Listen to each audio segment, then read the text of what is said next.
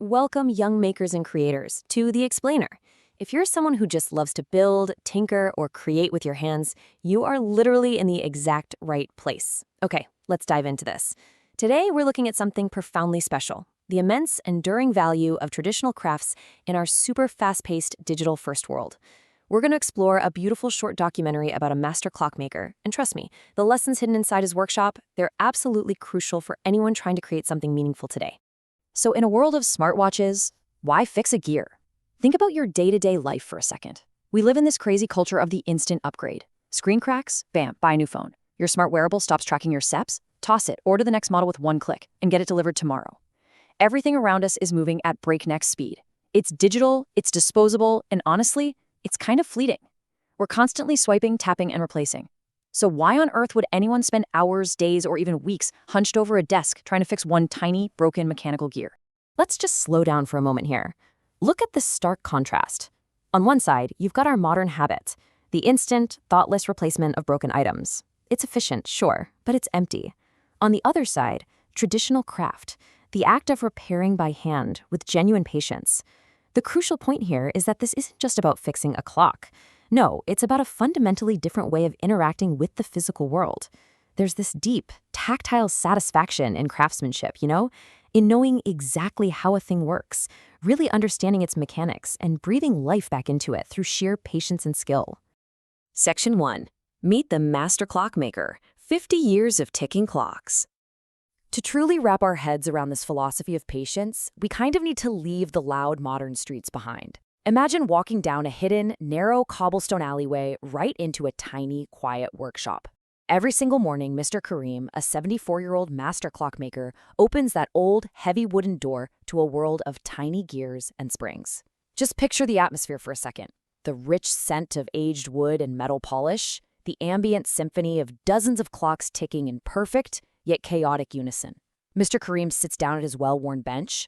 He carefully puts on his magnifying glasses, picks up his precision tools, and gets to work with springs so incredibly tiny, they literally look like specks of dust. He's not just a mechanic, he's a custodian of time. Let's move to and see how this builds. You see, he didn't just pick this up as a weekend hobby. His journey started at age 12, learning the trade directly from his father. Fast forward, and for over 50 years, he has repaired watches and clocks entirely by hand. Back in the day, the demand was so high that customers would literally line up outside his shop door, just waiting for his expertise. But look at the present day. It's a quiet shop. Modern folks simply replace their broken watches. The crowds are gone, sure, but Mr. Kareem remains at his desk, his dedication entirely unbroken by the changing tides of modern convenience. Section 2. The Philosophy of Patience. Lessons from the Workbench. In a society that constantly tells you to move fast and break things, Mr. Kareem's workbench teaches us to move carefully and fix things. His daily routine isn't just a job, it's a masterclass in artisanal trades. His core philosophy really boils down to 3 vital steps. Step 1, acknowledge every object has a story. Mr. Kareem explicitly says this. When someone brings him a broken clock, he isn't just seeing a hunk of metal. He's seeing generations of timekeeping, family heirlooms, personal histories. Step 2, approach every repair with patience. You simply cannot rush a tiny spring into place. The material demands your absolute respect and focus. And step 3, let dedication outlast modern trends. Mr. Kareem firmly believes that true craftsmanship is always worth preserving, regardless of whether it's currently trending on your social media feed. 50. I really want this number to sink in for a second. 50 years. That is half a century of doing one thing and doing it exceptionally well. I mean, think about how rare that level of focus is today. Mr. Kareem has poured over 50 years of his life into a craft that very, very few people still practice.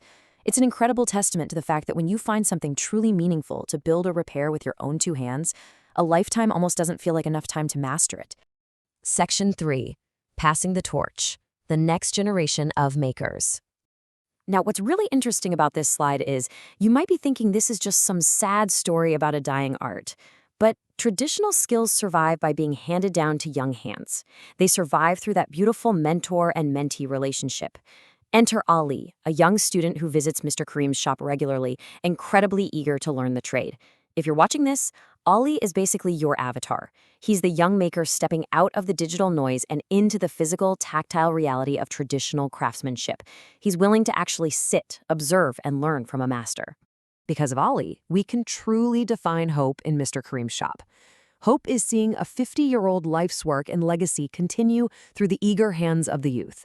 Despite those empty streets and the massive rise of smartwatches, Mr. Kareem absolutely refuses to give up. Why? Because Ollie proves that this craft isn't dying at all, it's evolving. It's finding its way into the hands of the next generation, who genuinely value permanence over disposable convenience. Section 4. The final ticking thought. Preserving the craft. As we wrap up this explainer, I want you to picture the end of Mr. Kareem's day. Evening arrives in that narrow cobblestone street. The sunlight fades, and the tiny shop grows completely quiet, save for the rhythmic, comforting, ambient sound of dozens of ticking clocks.